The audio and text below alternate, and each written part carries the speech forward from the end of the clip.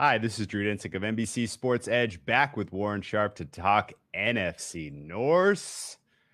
The Great White North is a very, very tough handicap this year, Warren. It has been the Green Bay Packers division to lose for the last handful of years. This has been an ongoing 13-win team under the Matt LaFleur era. He has revitalized the career of Aaron Rodgers to where he is now the two-time defending MVP.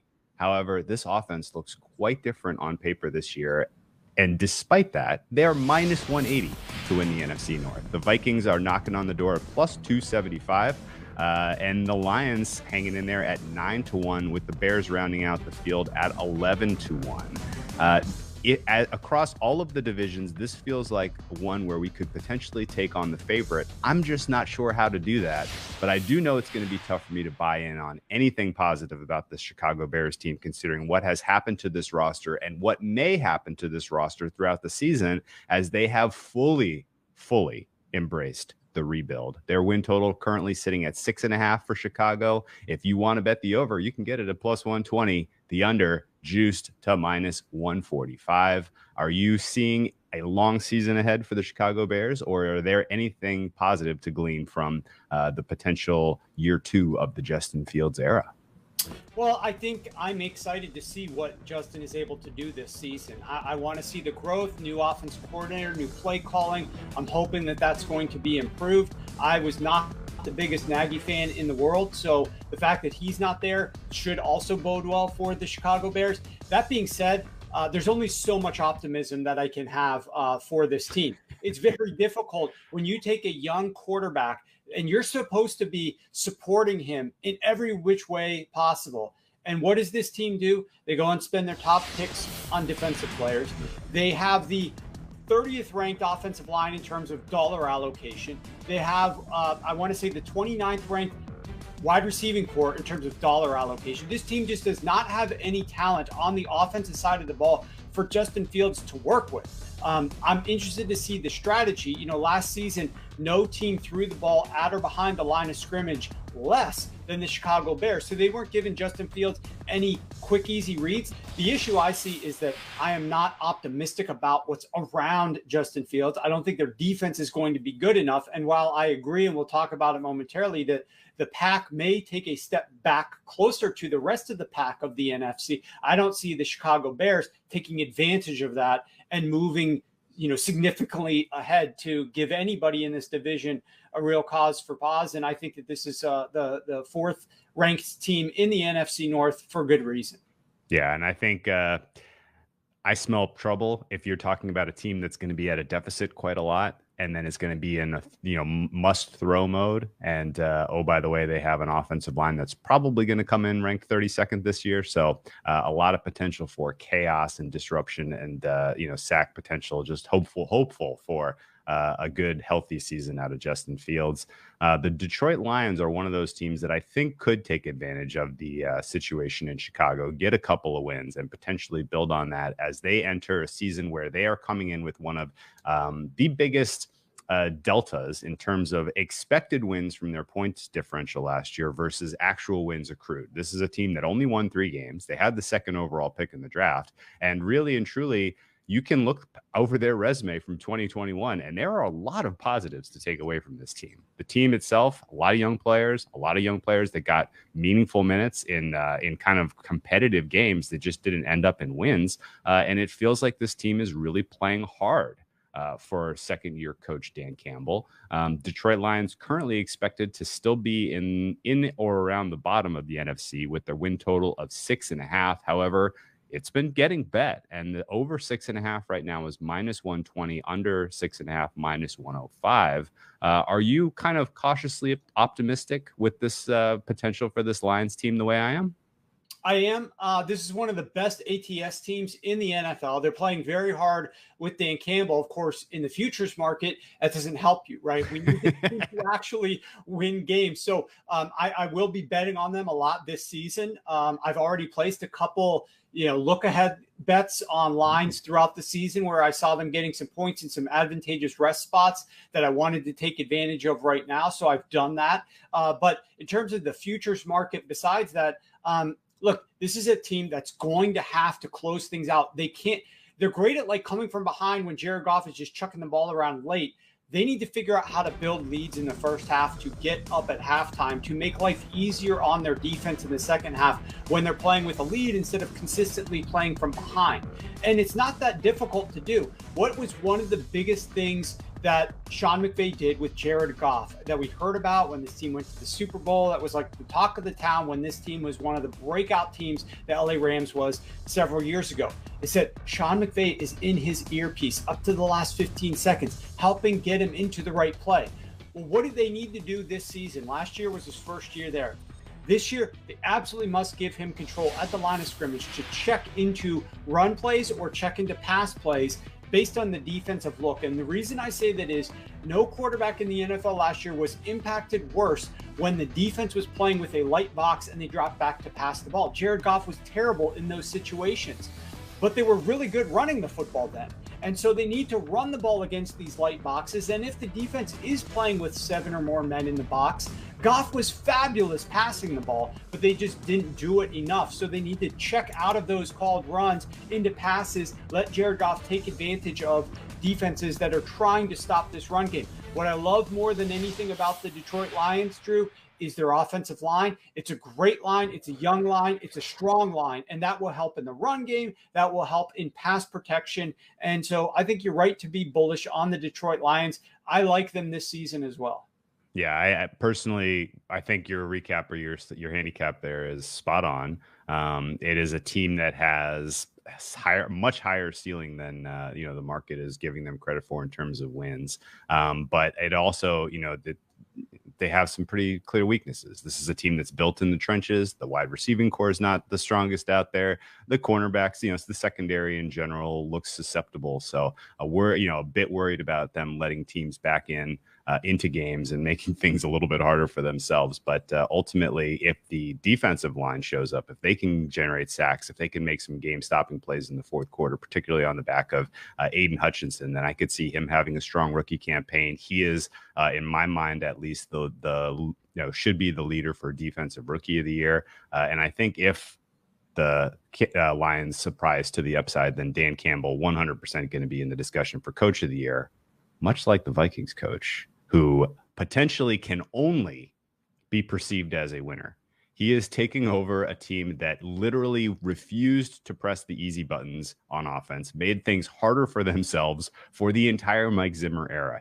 Mike Zimmer went through, I lost count of how many offensive coordinators, and every guy came in and brought in a modern concepts, and then Mike Zimmer forced him into minus EV play calling, minus EV sequencing. And now here you have a decent, if not above average quarterback in Kirk Cousins with outstanding weapons around him in Cook, Jefferson, and the rest of that, receiving core tight end room.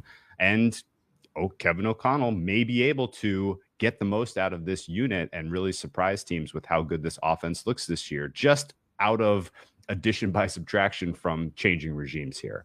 The Minnesota Vikings win total right now is 8.5. It's juiced up to minus 155 because in the last couple of weeks, a lot of people have been putting these puzzle pieces together and they have been betting the Vikings to the over. Do you share this optimism that the Vikings are a team that is worth watching, and what at plus 275 looks like, they have a better chance than that of winning this division? I think you're right. I mean, when you talked about at the very beginning of the show, how are we going to play the future here? Is somebody going to overtake the Green Bay Packers? That's where I'll talk about later at the end, one of the bets that I have for the Minnesota Vikings. But I think this team is obviously poised to really overachieve this season compared to expectations. And like you said, that bodes well for some awards markets as well for this team. But when you look at Kevin O'Connell coming in here, it's just amazing to me. You had Stefanski, who won Coach of the Year for the entire NFL in a pandemic in 2020. And Mike Zimmer, you could not come to agreement with him calling plays for this offense. Like you said, every single guy that's in here, he wants to run the football, play conservatively. Why? Because he's got this massive ego about his defense, and he wants his defense to be rested on the sidelines. And I don't think not to suggest I'm smarter than Zimmer, but he believes that defense being on the field less frequently is going to help his defense look better. The reality is your defense is going to look better when they're playing with a lead. And when you're playing with the lead, then you can get after the quarterback more and cause more turnovers and get more interceptions and sacks and things of that nature, because the offense is playing more predictable in the second half of games against you. And so the only way you play with the lead is by having an offense that's going to open things up in the first half and try to go get that lead, try to take it from the other team. Don't try to get it in the second half. And as you mentioned, with Kirk Cousins, he's one of the best quarterbacks in the NFL last season. I think he ranked third most efficient when trailing in the second half in terms of EPA per pass attempt. I mean, this offense, when they wanted to pass the ball, could. I think this year, we're going to see it in the first half of games. And it was shocking to me, a guy like Irv Smith. O'Connell was talking about Irv Smith as in one of his first press conferences, saying he wants to get this guy more involved. Last year, before the season even started, Zimmer was saying, I don't like Irv Smith. I don't think he can do anything for me here. So completely difference of opinion before Irv Smith even got out onto the football field. Of course, he got injured last year and couldn't have done anything even if Zimmer wanted him to. I just think they're going to be fine on the ground. They're going to be good through the air. I think people do undervalue. Kirk gets a really bad rap because he fails in primetime and things of that nature. But Kirk is better than people think. I think this offense is going to be better than people think. And I think this offense might put the defense into some better positions. I do have a few question marks about the defense. I am not sure if this team takes that step all the way to winning the North, but that's why you're getting the price that you are in the futures market, Drew.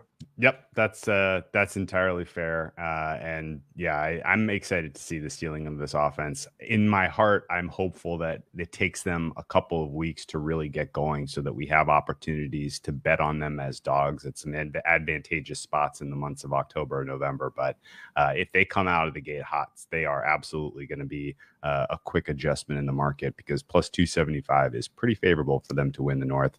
Minus 180 for the Packers. Packers win total 11.5, juice to the under, are tough numbers for me to get close to when I try to power rank this team, because the offense has really, really taken a step backwards in terms of personnel compared to what was out on the field last year. And in today's day and age, we think of championship football as how, can your team go out there and, score 30 points and, have the ball last against a Mahomes, against a Josh Allen, against, a Tom Brady. And, 2 years ago, the Packers were not able to do that at home in the NFC Championship game. And then last year, they only needed 14 points to win, and they couldn't even get to 14.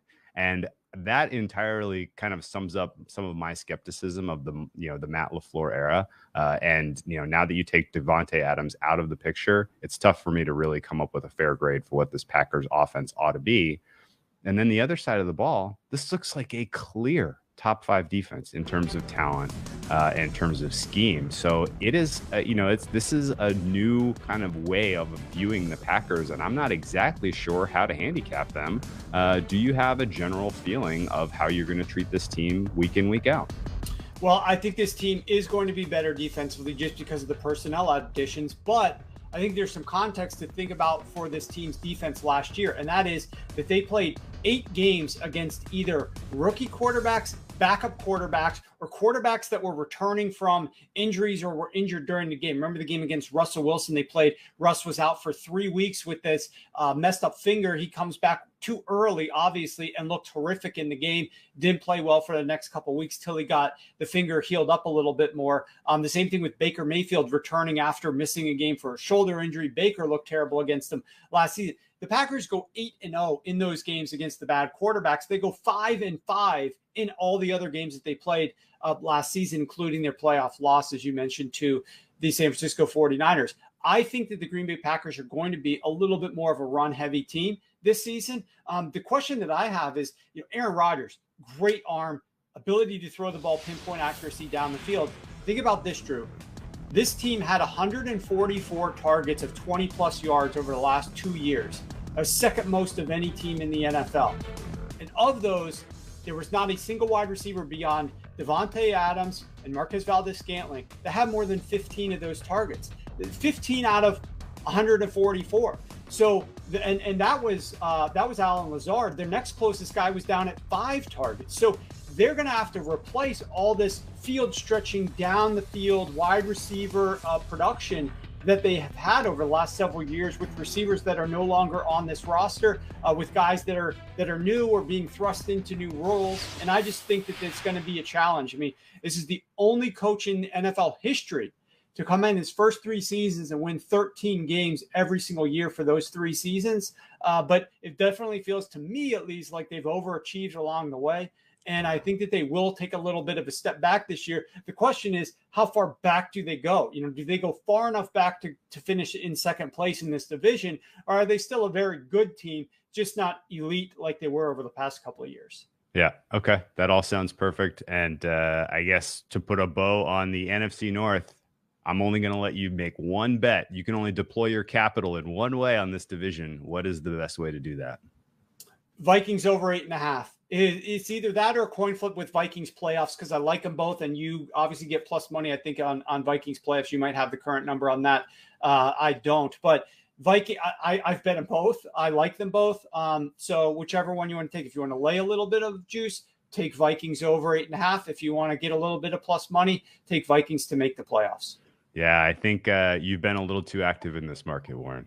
It's already minus 110 for playoffs. Yes, you could have gotten. I think you could have gotten like plus 130, plus 120. A couple weeks ago. But yeah, no, I think the market is waking up to the fact that this offense is going to look pretty outstanding, and I think there's going to be a lot of opportunities to bet in game by game over with the Vikings. So with that, we will wrap up the NFC North, and of course, follow us on our YouTube channel to continue to get these outstanding division previews. Best of luck. Hi, I'm Mike Tirico, and thanks for watching. Make sure to hit subscribe for the latest news and highlights from NBC Sports.